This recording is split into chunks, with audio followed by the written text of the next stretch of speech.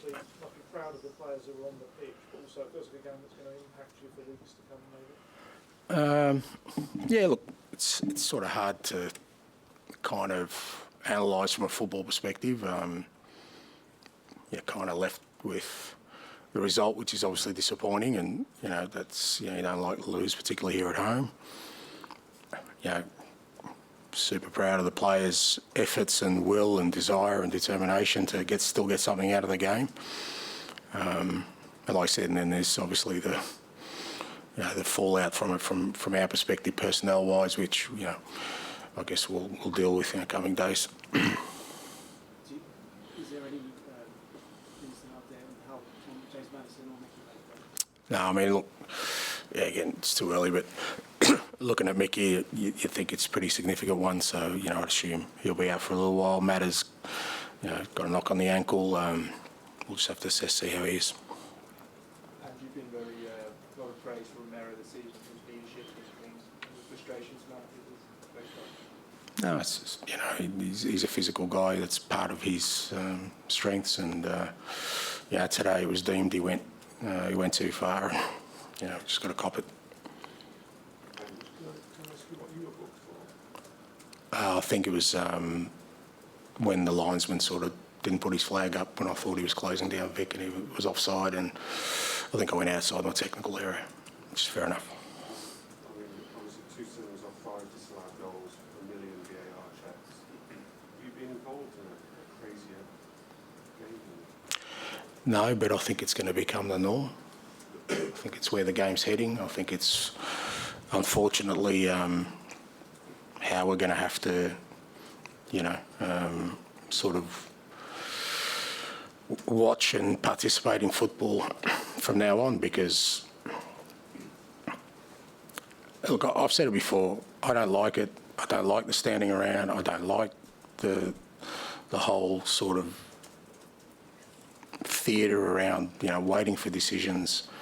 But I know that I'm in the wilderness of that. I'm kind of on my own. That in my 26 years, I was always prepared to accept the referee's decision, good, bad or otherwise. And I've had some shockers in my career, let me tell you, and I've had some go my way as well.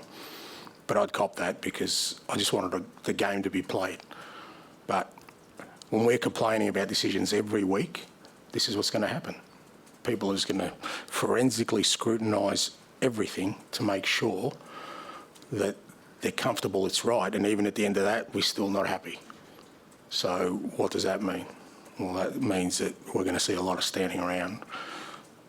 And I just think it's just diminishing the authority of the referee. You can't tell me that referees are in control of the game now. They're not. The control is outside of that. So, but that's the way the game's going. So you kind of have to accept that, and just try and deal with it.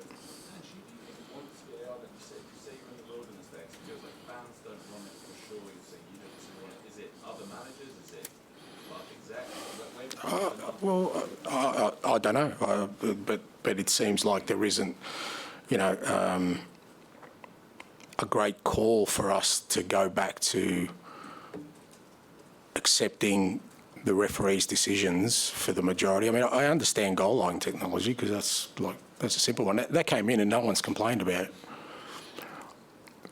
But in searching for this, like I said before, utopia of where there is no wrong decisions in a game, that doesn't exist. It'll never will. So, but that's the road everyone wants to go down. And like I said, some of it's self-inflicted because we all complain about decisions every week. That's not new. We've been complaining decisions. Like I said, I've been doing this for 26 years. I've had managers, and me included, complain about decisions in the past, but we got on with it. We didn't feel the need to, find some miracle cure for it. Now, like I said, I don't think that that's a viable option because we seem to have opened that door, allowed technology. Now we want transparency, I'll guarantee the next thing is we'll have referees mic'd up and explaining decisions. There's plenty of other sports you can watch referees do that. I don't think it's about football. But anyway, it's, like I said, I think I'm in the wilderness for that one. Do you think that the Premier League managers should get together through the LMA and try and teach referees how to referee a game? See, that's the problem. That's the problem. Premier League managers should just manage their football clubs. I've never, and I never will, talk to a referee about the rules of the game. I was taught that you grow up and you respect the officials. You know what managers do? I'll tell you what managers do, me included. We try and find ways to bend the rules, to get around them. Tell me what the rule is, and I guarantee you'll have a room full of managers processing how can I get around this. We're not the right people. And I get that people keep saying that. I don't agree with it.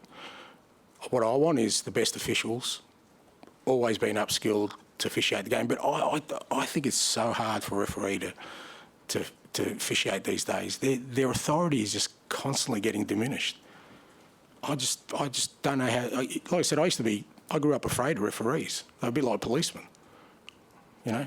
But nowadays, I guess we talk back to policemen as well. So maybe it's just, like I said, I'm old school, mate. So I'm of a bygone era, and I just love the purity of the game. But that's not what's going on. And part of this is my problem. I've got to embrace it and find a way to work with it. But it goes against everything I want to try in my team. I want my team to play fast, attacking, high tempo, go out at football. If we get a red card and it's a penalty against us, so what? Let's cop it. Let's go again.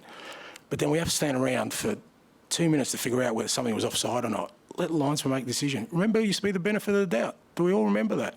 To the striker. We all lived with it. The game didn't collapse. But like I said, I'm like an old man shouting at the clouds, mate. And you know, I'll cop it for that. But that's who I am. Okay, we'll leave it there. Thank you. Thank you.